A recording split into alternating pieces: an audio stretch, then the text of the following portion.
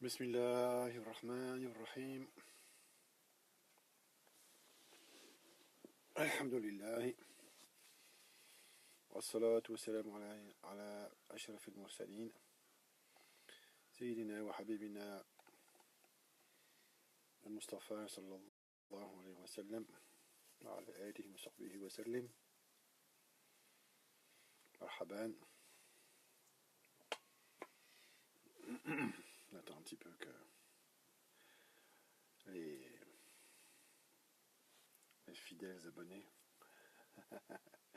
arrivent, Inch'Allah, se connectent. Je suis un petit peu en retard, veuillez m'excuser, Inch'Allah. Marhaban, on va terminer, Inch'Allah, cette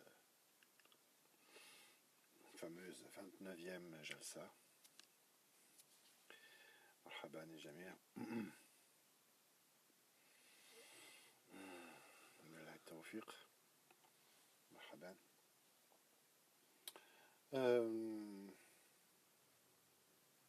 Après des petits problèmes techniques, Inch'Allah, pas très important. Wa alaykoum assalam wa rahmatullahi wa barakatuh, Inch'Allah, Jamir.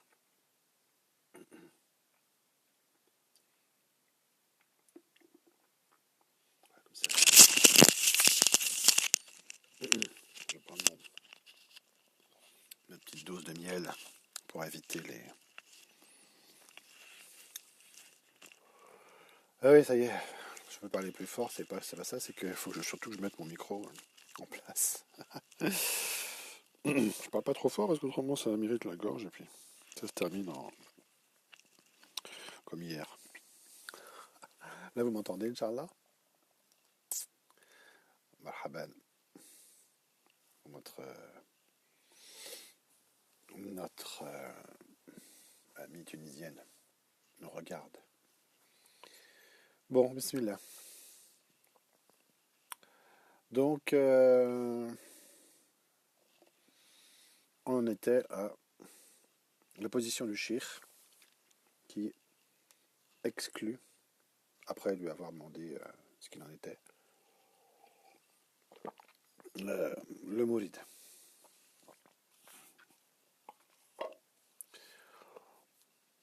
Et là, il s'explique un petit peu et il dit, mais la traîtrise, ce qui caractérise la position de la personne, hein, c'est la traîtrise et la prétention non fondée sont caractéristiques de l'âme, de nafs. Donc ça montre bien de quoi il s'agit. L'argumentation, d'où elle vient.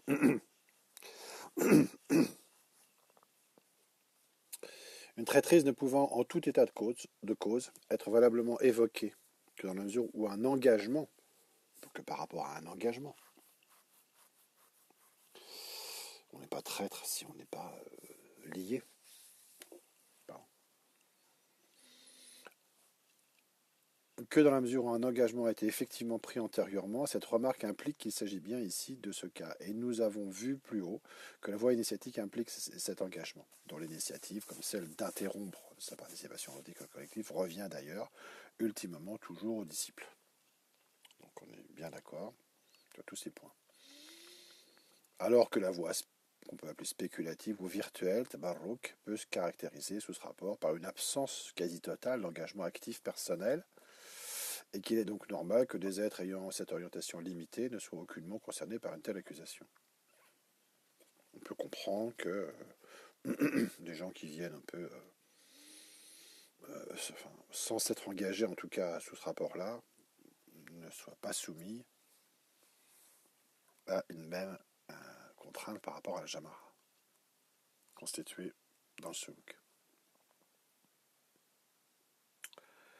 C'est donc bien de la rupture de cet engagement personnel qu'il s'agit ici, et l'on peut se poser un certain nombre de questions. Envers qui ou quoi le cheikh médial peut-il parler à juste titre de traîtrise?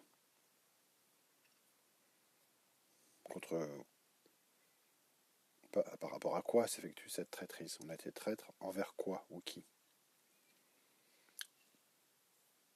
Est-ce que c'est par rapport au cheikh? Mais il semblerait que non, parce que là, c'est pas des arguments par rapport au cheikh que le cheikh met en avant.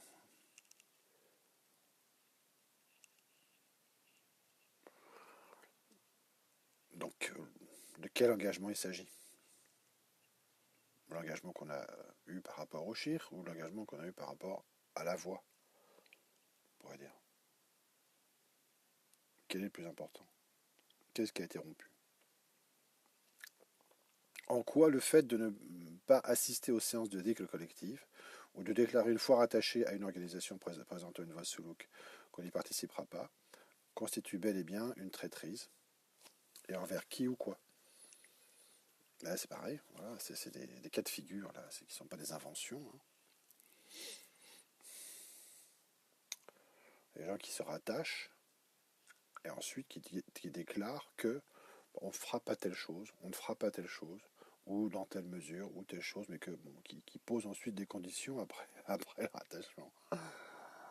Enfin, on en rit, mais enfin c'est pas très drôle. Hein. C'est risible parce que c'est anormal quoi.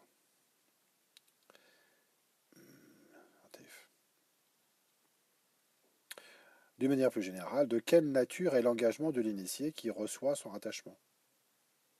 Envers qui s'engage-t-il et à quoi faire? Toutes ces choses-là, c'est des questions, c'est important de se poser avant de les envisager. Parce qu'elles font partie des choses, intrinsèquement. Quelle est la contrepartie qui lui revient du pacte, plus ou moins explicite, qu'il vient de faire en recevant l'influence spirituelle qui lui est transmise? Est-il donc excessif de parler encore de traîtrise dans les cas évoqués en l'absence de shir corporel vivant? Si l'engagement se fait davantage par rapport à la tariqa, alors, ou même totalement,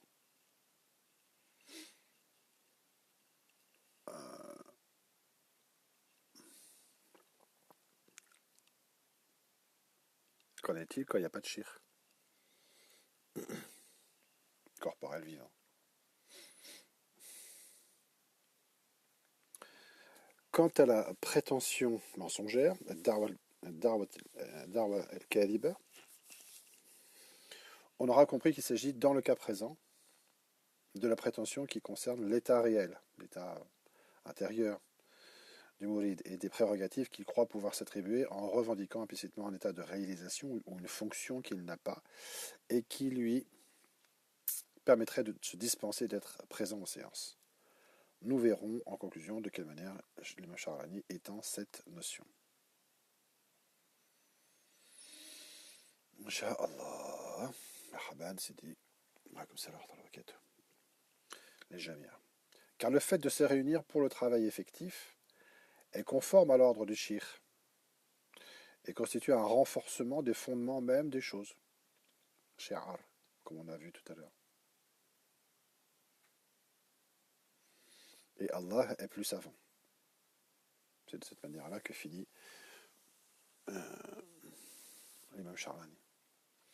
La notion traditionnelle selon laquelle chaque action amène une réaction concordante de même nature n'est pas plus étrangère aux lecteurs de René Guénon, qui connaissent bien ce qu'il expose à ce sujet, qu'à ceux qui vivent cette réalité directement depuis des siècles sans avoir recours à cette source d'enseignement. Mais il s'agit bien de ça. Mais on tient peut-être moins compte habituellement, surtout si on n'est pas habitué aux modalités orientales de la vie traditionnelle, en communauté, du fait qu'une action personnelle ou une absence d'action personnelle peuvent aussi avoir une conséquence sur l'organisation à laquelle on s'est rattaché. C'est une autre dimension, une extension, caractère propre à l'individu, sur la Jamara. Bon, nous, quand on vit dans un contexte occidental complètement individualiste, on n'a pas toujours conscience de ces notions-là et de l'importance que ça peut avoir.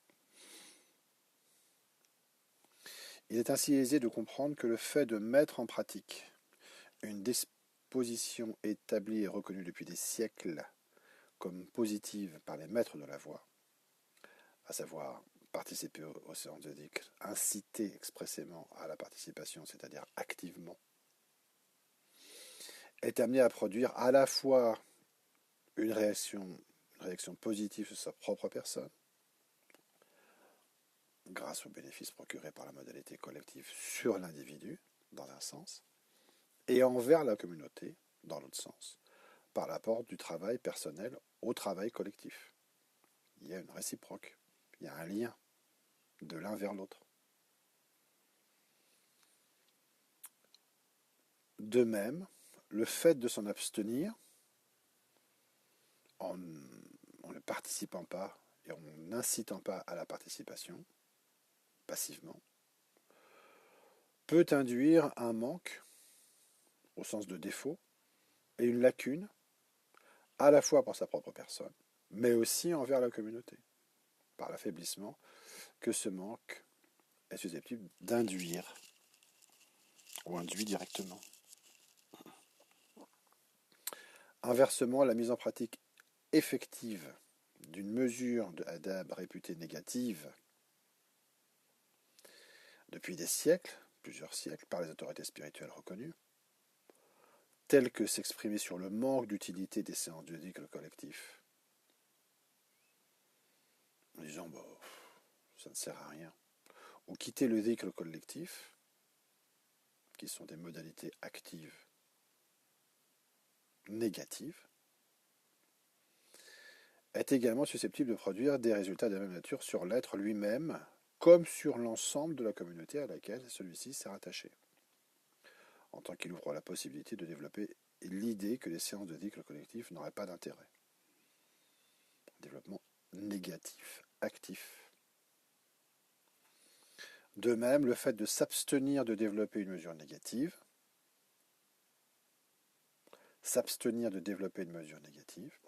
telle que s'abstenir d'affirmer ouvertement que les séances sont inutiles, n'aura pas cet effet directement négatif sur l'ensemble de la communauté. Donc là, je développe là tous ces paramètres, positifs, négatifs, actifs et passifs, sur les différents paramètres qu'on vient d'étudier. Et en fait, il faut savoir que le travail là sur la règle de Hadab, il n'est que la première partie parue publiquement d'un travail qui est en fait la présentation des typologies de personnes qui existent quand on mélange entre eux ces différents paramètres. Des gens qui sont plus ou moins actifs à faire telle ou telle chose positive, et plus ou moins passifs à faire telle ou telle chose positive, plus ou moins actifs à faire telle ou telle chose négative, et plus ou moins passifs à faire telle ou telle chose négative. On obtient un catalogue, assez vivant, parce que ça décrit des typologies de personnes qu'on retrouve, qui existent, des typologies humaines, comportementales, et dont on peut mieux comprendre l'action quand on a vu l'importance de tous ces critères dans la règle de Hadab.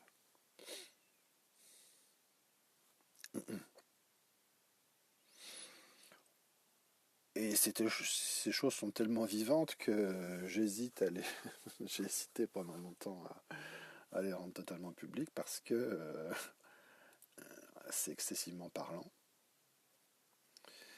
Et ça ne manque pas, quand on les évoque, de solliciter des susceptibilités qui ne sont pas toujours souhaitables, on va dire. Mais Inch'Allah, puisque la niya n'est pas celle de créer du mal aux gens, mais de manière personnelle, mais de présenter des, des,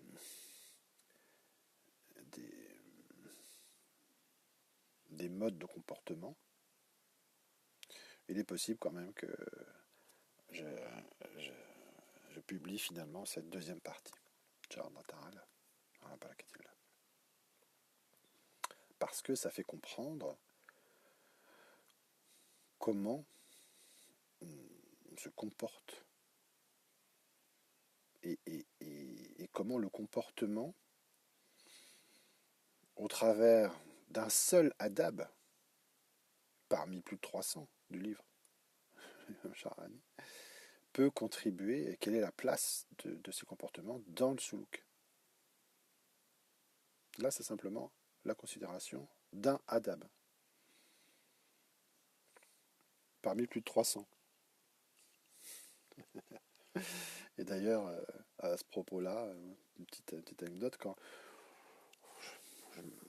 quand j'ai calculé, quand j'ai traduit, commencé à repérer dans le livre que les adabs ils sont pas numérotés dans le livre. Moi j'ai numéroté pour faciliter l'usage. Et je suis arrivé pas loin de 313. Je me suis dit tiens c'est intéressant, 313. Est-ce que c'est une volonté, est-ce que c'est un hasard ou quoi? Et en fait, plusieurs années, 15 ou 20 ans plus tard, lorsque j'ai été en contact avec le livre d'Imam Charlani sur les comment ça s'appelle sur les Shama'il Mohammadi, dont j'ai commencé une présentation je me suis aperçu qu'à la fin de ce livre, il y a un recueil, l'imam Charlani présente un recueil de 313 hadiths pour lesquels il dit que justement il agit comme ça parce que c'est un tabarrukan par rapport à la valeur du nombre 313, etc., etc., et détails. Donc c'est assez intéressant. Alors est-ce que là il y a encore est-ce la même volonté ou est-ce que c'est un pur hasard? S'il y a un quelconque hasard dans cela. Oui, c'est ça. Cheikh Nabahani, je sais bien. Est-ce que c'est un hasard? Est-ce que c'est un hasard qui est entre les deux?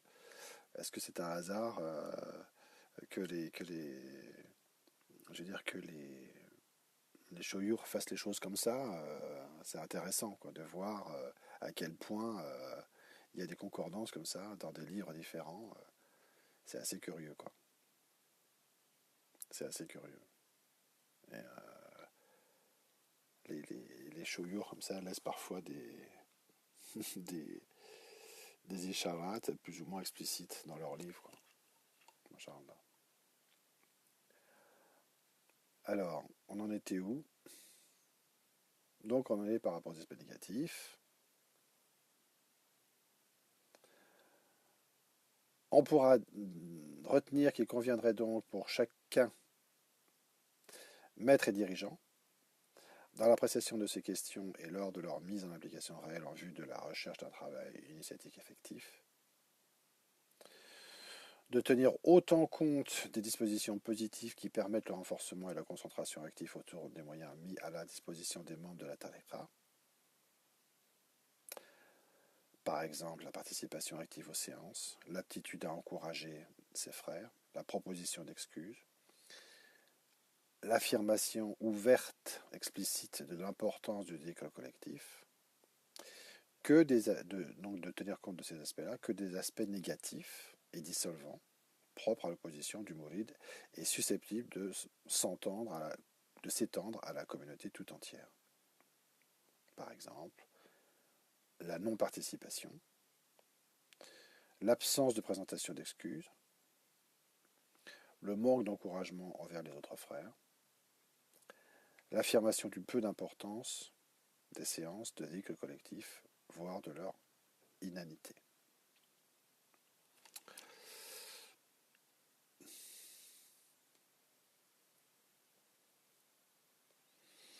Il nous reste des commentaires un peu généraux et puis quelques conclusions pour finir, Inch'Allah. On va arrêter là. J'espère qu'on va finir en temps et en heure cette fois-ci. Inch'Allah. Maintenant, voilà, on revoit un peu les choses de manière plus générale et puis on fait une sorte de synthèse, Inch'Allah. Après ces analyses très, oui, lecture très analytique. Dans l'introduction générale d'un ouvrage datant de 961 de l'Hégire, c'est-à-dire deuxième moitié du Xe siècle de l'Hégire. L'imam Sha'rani précise qu'il ne traitera dans les lawaqir que des règles concernant des êtres débutants dans la voie spirituelle. Il est donc bien question de considérations susceptibles de s'appliquer à chacun des membres se trouvant dans la situation en question. Tout ce qui est là concerne chacun des membres dans son livre. Et là aussi. C'est-à-dire des membres se trouvant au tout début de leur voie initiatique. Et l'on voit donc mal comment, hormis ce qui est de l'ordre des possibilités exceptionnelles, on pourrait prétendre en être exempté dans le cas d'une pratique générale et régulière. À la fin, je crois que c'est à la fin de 2 chapitres, l'imam Sha'rani précise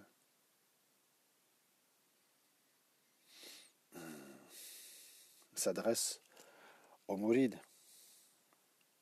Il dit en substance, mais je relirai, si voilà ce qui est requis.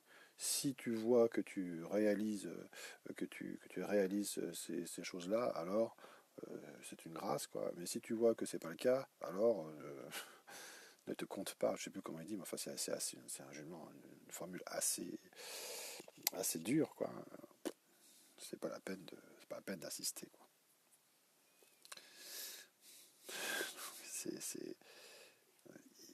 L'imam Sha'rani s'adresse aux membres simplement au début de la voie, donc pour les conditions minimales en son siècle.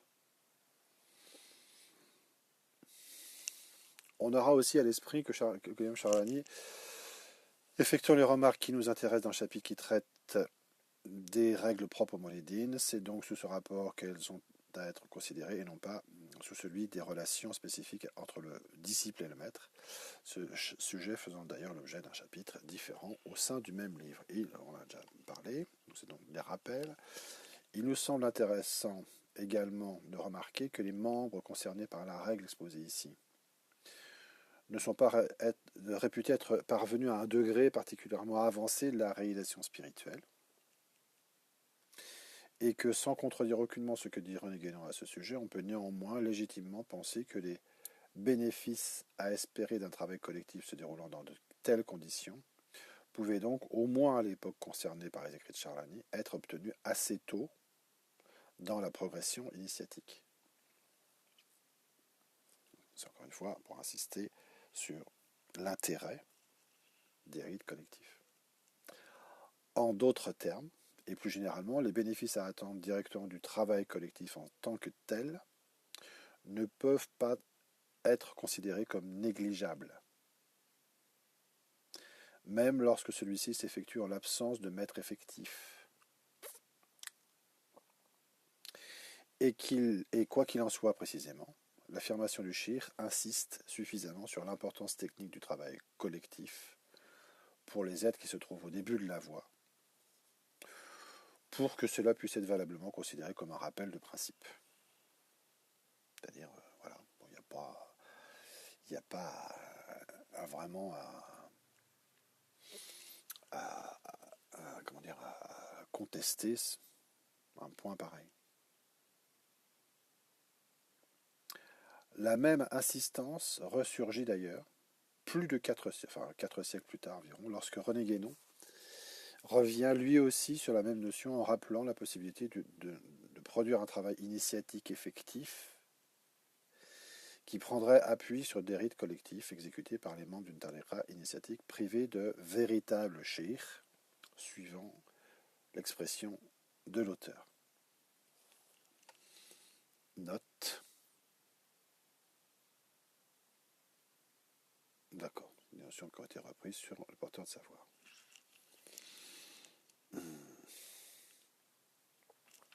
Et il nous semble que cette concordance, établie à des siècles d'intervalle, ne peut donc que susciter une certaine réflexion chez ceux qui sont soucieux de trouver de nos jours des conditions favorables au développement d'une initiation effective, surtout lorsqu'ils sont initiés au sein d'une tariqa qui présente les caractéristiques décrites par René Guénon. Donc là, pour ceux que ça intéresse, qui se sentent concernés par les conditions décrites par Cheikh Abdul Wahid, c'est-à-dire une tariqa où il n'y a pas de véritable shir, ça peut être intéressant de prendre en considération ce genre de choses. Dans la situation décrite, le Cheikh Madiane explique sa décision par les considérations qui concernent les relations avec la collectivité, également constatables par tous, et donc compréhensibles par tous. Il n'évoque jamais l'état spirituel du disciple, quelque chose d'intérieur, dont tout le monde ne pourrait pas, auquel tout le monde ne pourrait pas avoir accès, bien sûr, dont il pourrait pourtant revendiquer l'exclusivité de l'appréciation, et au sujet duquel il ne s'exprime qu'en termes généraux, en parlant de traîtrise et de prétentions mensongères. L'exclusion qu'il lui applique est ainsi bien davantage justifiée par la crainte de l'affaiblissement qui pourrait affecter l'ensemble de la collectivité que par la considération d'un défaut personnel à proprement parler ou même d'une atteinte personnelle au shir.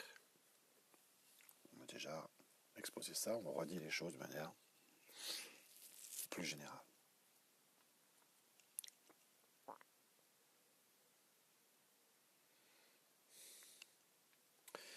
Il est par ailleurs réellement très intéressant de voir à quel point il est toujours fait peu cas de la situation individuelle du membre en question, et à quel point c'est toujours la préservation de la cohésion de la Zaouïa qui est visée par le Cheikh Madiane. Le Cheikh Abdesselam El-Asmar, pour ne citer que lui, mais on a d'autres références, expose dans ses conseils des directives exactement comparables, qui concernent celui qui ne se comporte pas correctement lors d'un zikr collectif. Bon, ça c'est un point de détail, si on pourrait dire, mais je dis ça parce qu'il y a des correspondances entre, il y a des degrés de cohésion à la fois dans la constitution de la Jamara et dans son fonctionnement aussi. Donc ces règles-là, elles sont valables à plusieurs niveaux, on pourrait dire, au sein de la collectivité. Et techniquement aussi dans le déroulement du zikr. Dans le déroulement du travail qui est effectué par la collectivité. Et grâce à la cohésion qui existe ou pas en son sein, qui est vivifiée. L'intérêt de la collectivité prévaut donc ici encore sur les prérogatives individuelles éventuelles de quelqu'un qui présenterait des difficultés à effectuer un rite de dhikr collectif. Pratiquement, cette projection se réalise toujours par l'exclusion, plus ou moins temporaire et parfois définitive, du membre concerné, et en aucune manière par la remise en cause du rite collectif pratiqué habituellement, et indépendamment de sa présence, ni par la pérennisation d'une modalité disharmonique au sein de l'organisation. C'est-à-dire, quitte à remettre en cause quelque chose, on remet en cause la personne concernée et pas la Jamara. Contrairement à ce qu'on peut voir exprimé parfois. Non, mais c'est moi qui vais bien, c'est la Jamara qui fonctionne mal.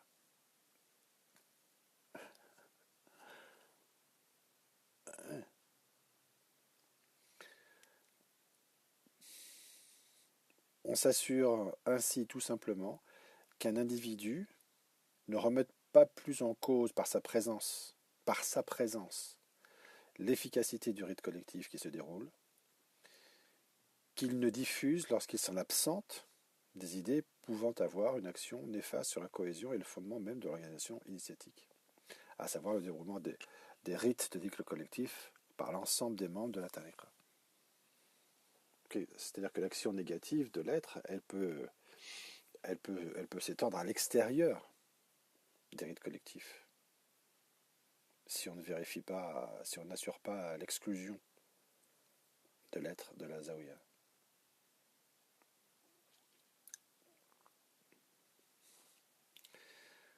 Donc il y a une comment dire, un aspect, comment on dit quand on veut prévenir des maladies, je ne sais plus. Vous voyez ce que je veux dire, hein, on préserve. Si l'on sait par ailleurs qu'il est effectivement d'obligation pour une organisation initiatique de mettre à disposition de ses membres les moyens dont elle dispose en vue de favoriser leur travail dans la voie, conformément à la fonction de transmission chez Guénon. La tariqa est une des fonctions essentielles d'une tariqa, c'est de transmettre, acquis de droit.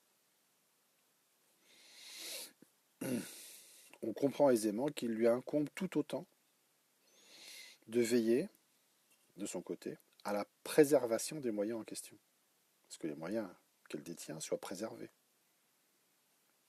Et notamment des conditions dans lesquelles se déroulent les rites qui constituent les supports principaux de ces moyens, conformément à la fonction de conservation chez René Guénon.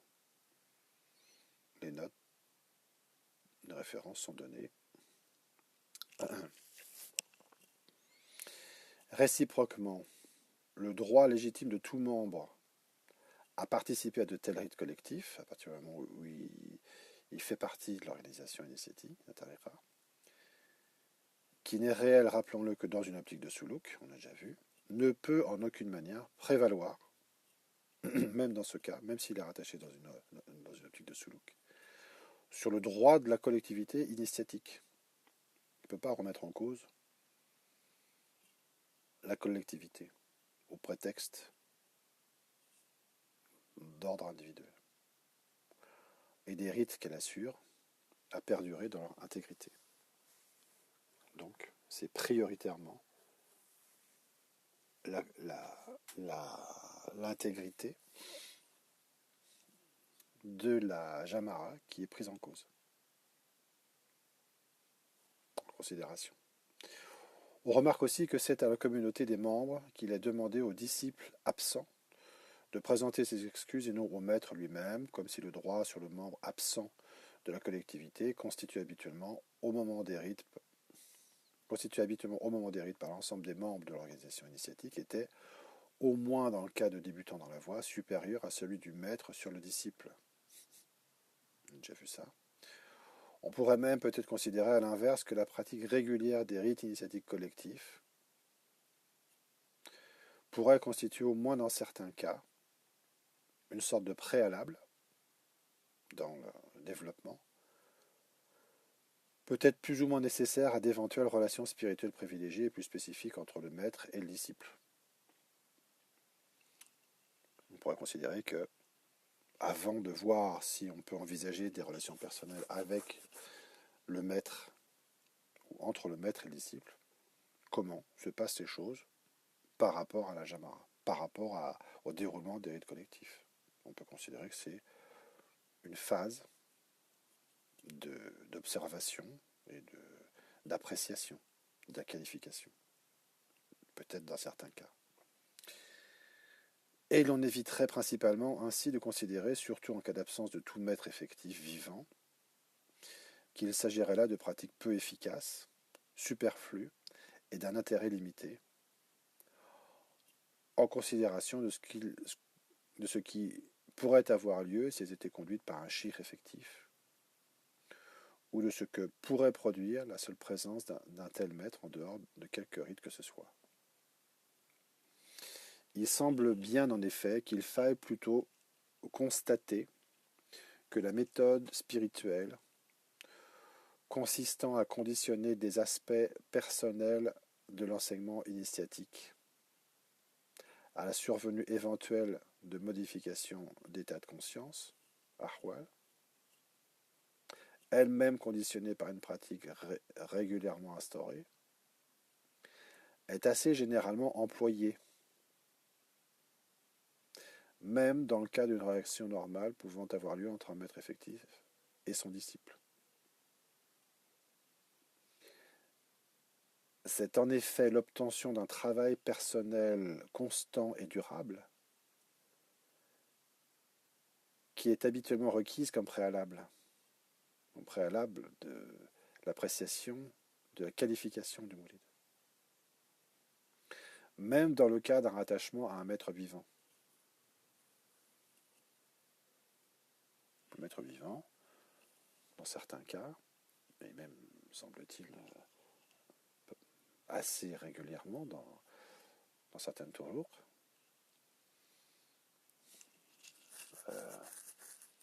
demande à voir ou apprécie la qualité du prétendant au soulouk de cette manière-là, entre autres.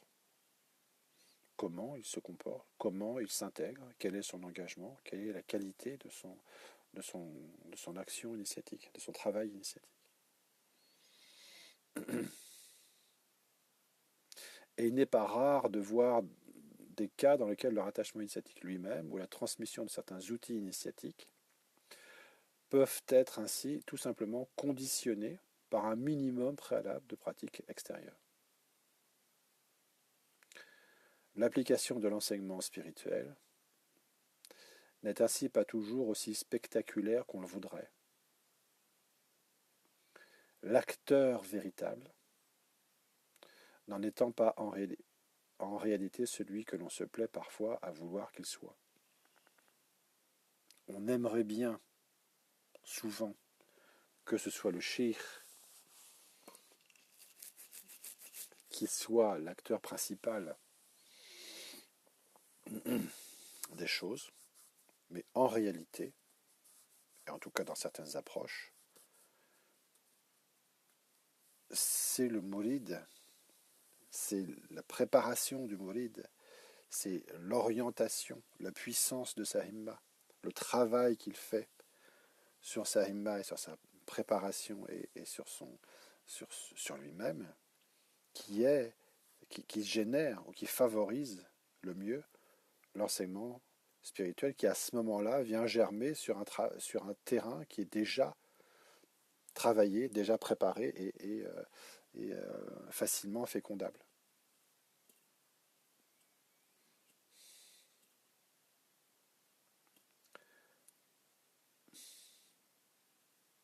C'est la raison principale pour laquelle, dans les conditions cycliques actuelles et tout en ayant bien conscience que cela est susceptible de présenter l'aspect de difficultés réellement insurmontables pour certains êtres, c'est sûr, il nous semble donc important et même nécessaire de ne pas considérer qu'il faille conditionner le travail initiatique à l'existence corporelle d'un maître réalisé, dont il faut d'ailleurs, dans bien des cas, constater la raréfaction dans les conditions cycliques actuelles.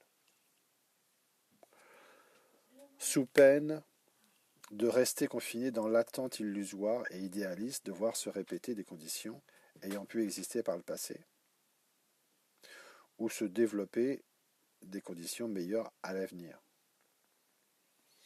Les conditions cycliques étant ce qu'elles sont, on risque de vivre de grosses déconvenues, à chercher des conditions optimales, ou des conditions qui existaient par le passé. Et donc la question se pose de savoir comment on peut accéder à des conditions favorables pour le développement d'un soulouk dans les conditions actuelles.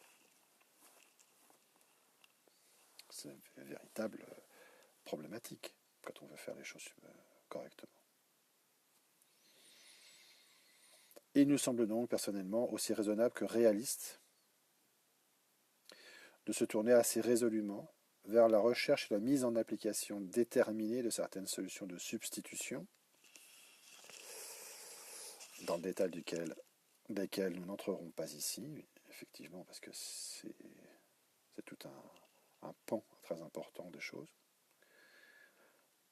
proposé depuis bien longtemps en réalité par les maîtres orientaux, qui faisait les mêmes constatations au sujet de la raréfaction des guides spirituels véritables, et notamment sous la plume du Cheikh Abdelwahid Yahya aussi, qui les rappelait, dans un premier temps, aux Occidentaux de la fin du cycle, il y a une 60aine d'années déjà, enfin un peu plus maintenant. On va en rajouter une quinzaine, ou une vingtaine. En conclusion, alhamdoulilah, les critères déterminant la fréquentation ou l'absence de fréquentation d'un initié aux séances de dhikr collectif de la tariqa à laquelle il appartient apparaissent être de plusieurs sortes.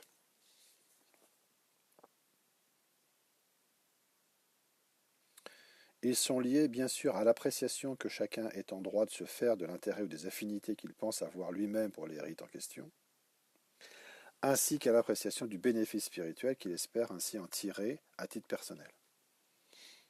C'est légitime et premier. Mais ils sont liés aussi aux aspects relatifs au développement de sa propre activité au sein de la tariqa,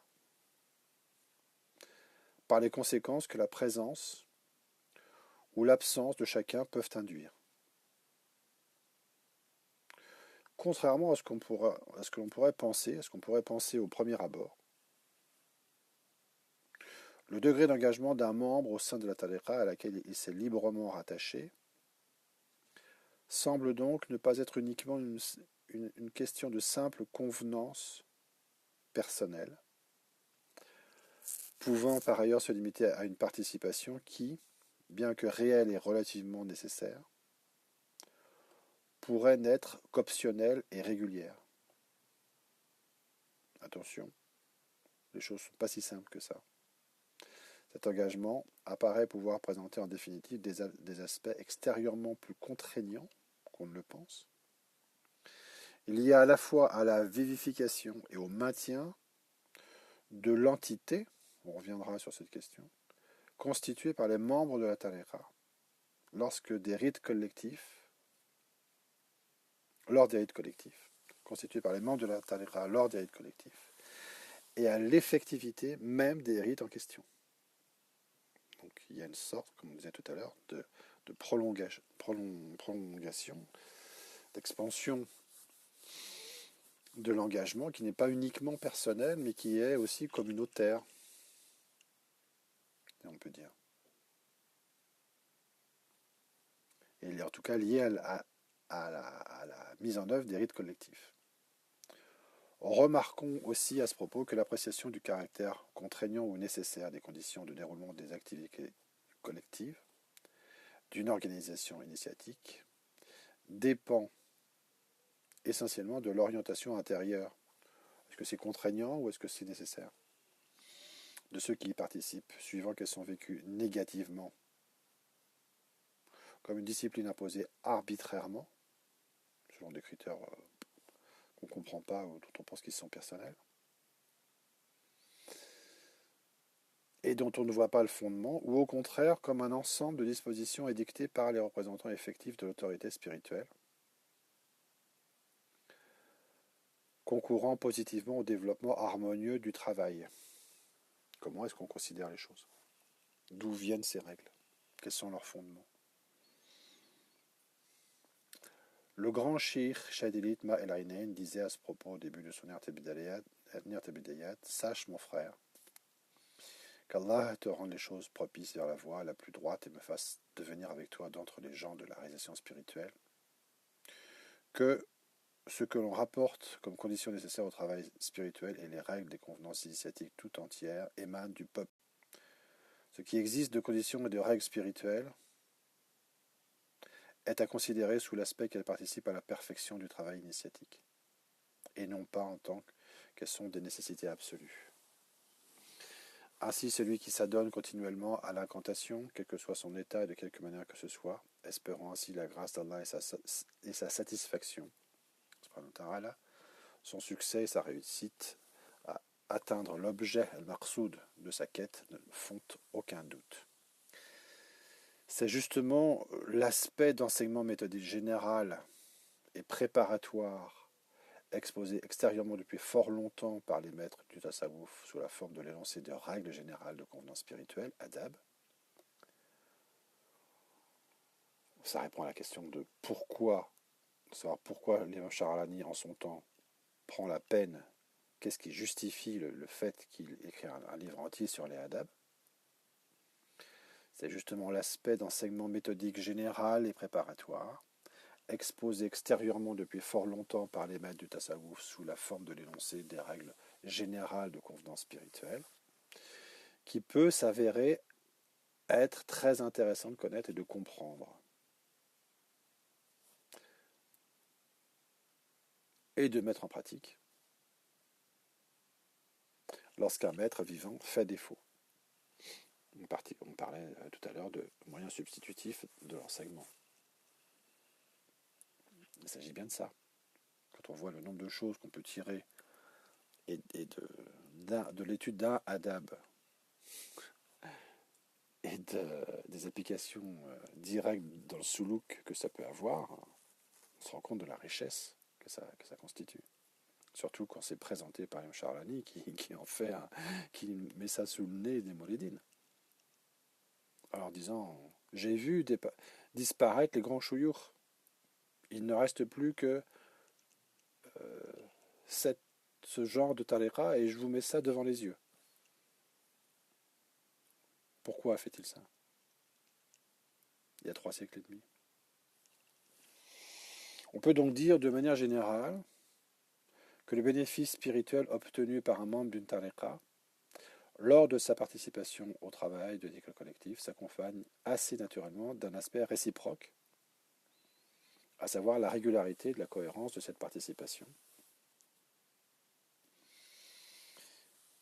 La régularité et la cohérence de cette participation, qui semble nécessaire au point de considérer que l'exclusion est la réponse adéquate qui correspond à un éventuel manquement. C'est tellement important que celui qui manque à cela n'a pas de chose à faire que de l'exclure.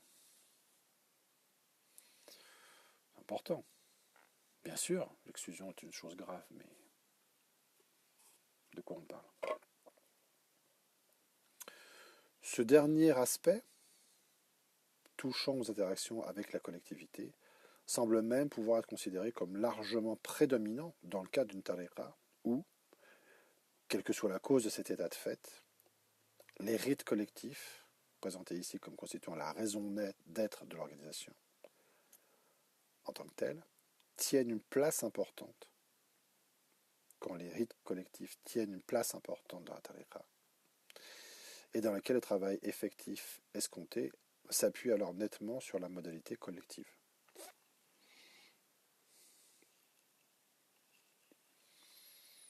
À propos des questions posées en introduction de cette étude, qui utilise principalement des sources orientales non contemporaines, depuis plusieurs siècles, et qui concernent l'efficacité intrinsèque des règles collectives et les pratiques des fuqara, on voit tout d'abord que le fait que la présence du shir n'est à aucun moment considérée ici comme nécessaire à l'exécution du rite collectif indique de manière évidente et indiscutable que l'efficacité d'un tel rite, conduit avec une autorisation initiatique régulière, ça va sans dire, n'est pas techniquement et fonctionnellement dépendante de la présence corporelle d'un maître effectif, même si on comprend aisément que celle-ci puisse, la présence d'un maître effectif, constituer une aide importante quand elle existe. Cette constatation va exactement dans le sens de l'affirmation générale de René Guénon, Cheikh Abdel Wahid Yahya, qui montre que l'existence d'un maître effectif corporel n'est pas en soi totalement nécessaire, même si elle constitue une aide non négligeable dans le cas général, notamment sous le rapport du contrôle qu'elle peut exercer sur l'état spirituel de l'initié. On est bien d'accord. Là, je redis et redis encore toutes ces mêmes notions de manière différente pour marquer leur cohérence et leur importance chez des auteurs différents. L'anecdote rapportée pour terminer. L'anecdote rapportée par l'imam Charlani en illustration semble assez significative. Elle permet donc de confirmer, en tout état de cause, c'est-à-dire avec ou sans la présence d'un véritable shir, comme les shirs Abdel Wahed, que la modalité collective, dans le cadre d'un travail initiatique régulier se déroulant avec des êtres qui se trouvent au début de la voie, je résume, est d'une part susceptible de produire un effet, un résultat effectif,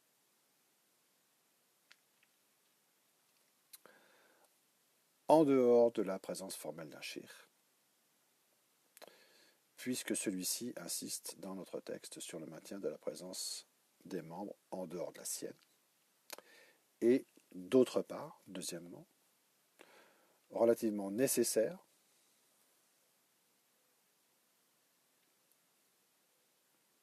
la modalité collective,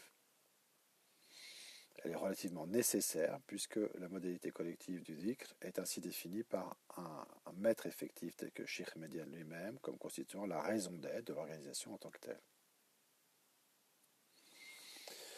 Nous pensons que cette nécessité est à mettre directement en rapport avec ce qui est généralement dit en islam des modalités techniques de la descente et de la présence de la sekina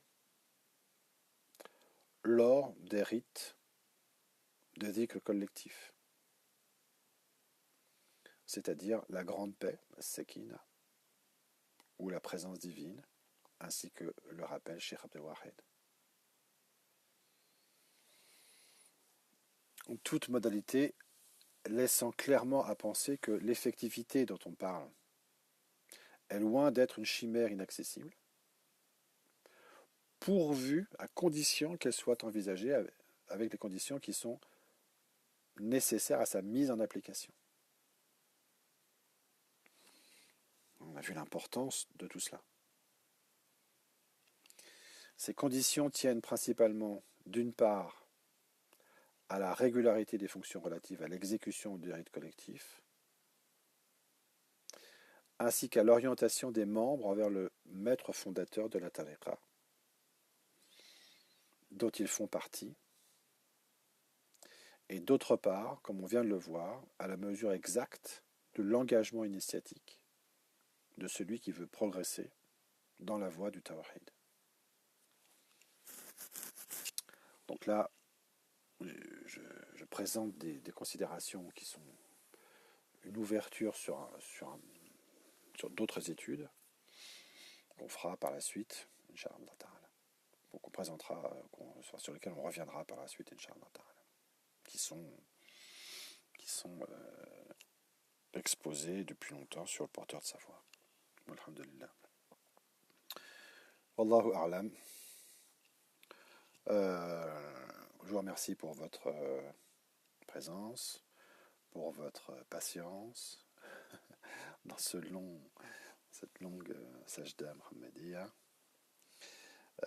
Voilà, on voit que le format de vidéo qui est celui-là ne permet pas de traiter des articles très très longs, parce que là on est à la limite quand même, on a fait ça sur 3 fois, c'est déjà beaucoup. Mais c'était important parce que, voilà, comme j'ai dit dès le départ, il s'agissait de présenter l'importance des adab comme règle au sein du tasawwuf, comme support d'enseignement et de règles de fonctionnement. Et donc on voit bien, voilà, à partir d'une seule règle, ce qu'il en est. Quant aux autres, il y en a une bonne partie qui est traduite et commentée sur le porteur de savoir, et on espère bientôt, Inch'Allah, finir le reste. Bien, on est là, Inch'Allah. Bon, voilà. Alhamdulillah, c'est moi qui vous remercie. Si vous avez des questions, il nous reste 1 minute, pour être précis, avant 21h, alhamdulillah, pour une fois qu'on finit à l'heure et qu'on a terminé tout ce qu'on avait à faire. Inch'Allah, ça fait du bien. Voilà, et ben c'est terminé, 21. Marhaban. Alhamdulillah, on espère avoir été utile et Inch'Allah, n'hésitez pas à me faire part de vos commentaires éventuels et de vos remarques. وصلى الله على سيدنا محمد عبدك ورسولك النبي الأمي وعلى صحبه وسلم تسليما. الحمد لله رب العالمين والسلام عليكم ورحمة الله.